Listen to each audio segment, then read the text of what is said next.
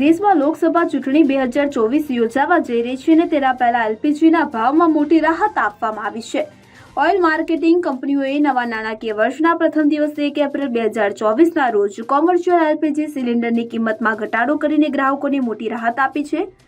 નવા નાણાકીય વર્ષના પ્રથમ દિવસે એપ્રિલમાં ઓઇલ માર્કેટિંગ કંપનીઓએ એલપીજી સિલિન્ડરની કિંમતોમાં ઘટાડો કર્યો છે.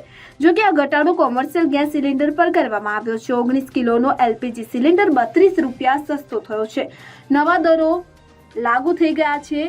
લેટેસ્ટ ભાવ ઘટાડા બાદ હવે રાજધાની દિલ્હીમાં 19 કિલોના એલપીજી સિલિન્ડરની કિંમત 30.50 રૂપિયા ઘટીને 1764.50 રૂપિયા થઈ ગઈ છે. કોલકાતામાં કોમર્શિયલ સિલિન્ડરની કિંમતમાં 32 રૂપિયાનો ઘટાડો થયો છે અને હવે તે અહીં 1879 રૂપિયામાં મળશે. મુંબઈની વાત કરીએ તો અહીં સિલિન્ડરની કિંમત 31.50 રૂપિયા ઘટીને 1717.50 રૂપિયાની, ચેન્નઈમાં 30.50 રૂપિયા ઘટીને 1930 રૂપિયા થઈ ગઈ છે.